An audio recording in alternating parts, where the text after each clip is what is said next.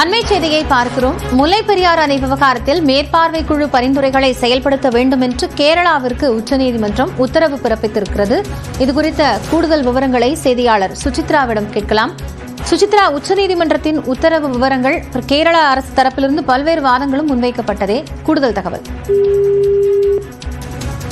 தொடர்ந்து செய்தியாளர் சுசித்ராவிடம் தொடர்பு கொண்டு கேட்கலாம். முன்பாக முல்லை பெரியாறு அணை விவகாரத்தில் மேற்பார்வை குழுவின் பரிந்துரைகளை 2 வார காலத்திற்குள் செயல்படுத்த வேண்டும் என்று கேரளாவிற்கு உச்சநீதிமன்றம் உத்தரவு பிறப்பித்திருக்கிறது. முன்னதாக மத்திய அரசு தரப்பிலிருந்து கேரள அரசு பராமரிப்பு பணிகளை மேற்கொள்ள அனுமதி மறுப்பதாக தெரிவித்திருந்த நிலையில் பராமரிப்பு பணிகளுக்காக சில மரங்களை வெட்ட வேண்டியிருப்பதாகவும் மத்திய அரசு தன்னுடைய வாதத்தில் முன்வைத்திருந்தது. இதனை கேரள அரசு தரப்பிலிருந்து மறுத்த நிலையில் தற்போது அணை விவகாரம் தொடர்பாக மேற்பார்வை குழுவின் பரிந்துரைகளை செயல்படுத்த வேண்டும் என்று கேரள அரசுக்கு உச்சநீதிமன்றம் உத்தரவு பிறப்பித்திருக்கிறது. மேலும் இதுகுறித்த கூடுதல் தகவல்களை இணைந்திருக்கும் செய்தியாளர் சுசித்ராவிடம் கேட்கலாம். சுசித்ரா, உச்சநீதிமன்ற உத்தரவினுடைய விவரம்.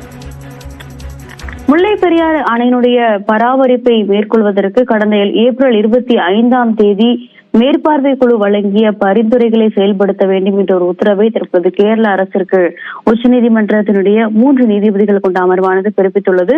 மிக முக்கியமாக அணையினுடைய பாதுகாப்பிற்கு எதிராக தொடரப்பட்ட மனுக்கள், குறிப்பாக கேரள அரசாங்கம், தனிநபர்கள் மற்றும் தமிழக அரசாங்கம் சார்பாக உள்ளிட்ட தொடரப்பட்ட பல்வேறு மனுக்கள் உச்சநீதிமன்றத்தில் நீதிபதி சூரியகாந்த் தலைமையிலான 3 நீதிபதிகள் கொண்ட அமர்வு விசாரிக்கப்பட்டது. இன்று இந்த வழக்கினுடைய விசாரணை மீண்டும் எடுத்துக் கொள்ளப்பட்டது. மிக முக்கியமாக கடந்த அந்த கூட்டத்திற்கு பிறகு, மேற்பார்வைகளுடைய கூட்டத்திற்கு பிறகு விதிக்கப்பட்ட எந்த ஒரு உத்தரவுகளையும் பரிந்துரைகளையும் கேரள அரசாங்கம் செயல்படுத்தவில்லை. அது அப்படியே கிடப்பில் போடப்பட்டுள்ளது என்ற ஒரு கருத்தை மத்திய அரசினுடைய வழக்கறிஞர் இன்று விசாரணையின் பொழுது முன்வைத்தது மிக முக்கியமாக பார்க்கப்படுகிறது. இந்த அணையினுடைய பராமரிப்பு பணிகள் கடந்த 19 ஆண்டுகளாக கேரள அரசினுடைய செயலற்ற தன்மையால் முடங்கி போயுள்ளதாக தமிழ்நாடு அரசும் கடுமையான குற்றச்சாட்டுகளை இன்று முன்வைத்த நிலையில் பல்வேறு உத்தரவுகளை தற்போது நீதிபதிகள் பிறப்பித்திருக்கிறார்கள். கடந்த ஏப்ரல் 25ஆம் தேதி மரங்களை வெட்டுவது தொடர்பாக பராமரிப்பு பணிகள் தொடர்பான வழங்கப்பட்ட பரிந்துரைகளை கேரள அரசாங்கம் செயல்படுத்த வேண்டும் எனவும், அனைத்து அணை பராமரிப்பு, அதற்கான ஒத்துழைப்பு வழங்குதல் உள்ளிட்ட மேற்பார்வைகளுடைய பரிந்துரைகளை 2 வாரத்திற்குள் செயல்படுத்த வேண்டும் என்ற உத்தரவையும்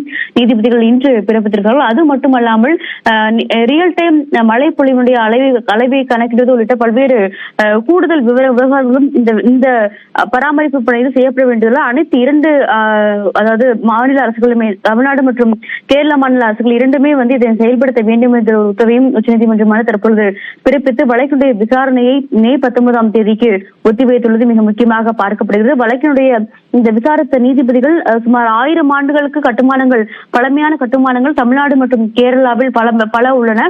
எனவே அணையினுடைய பாதுகாப்பு குறித்து யாரும் கவலைப்பட வேண்டாம் என்ற ஒரு கருத்துக்களையும் அவர்கள் தற்பொழுது முன்வைத்திருக்கிறார்கள். நன்றி சுசித்ரா, விவரங்களை வழங்கியமைக்காக.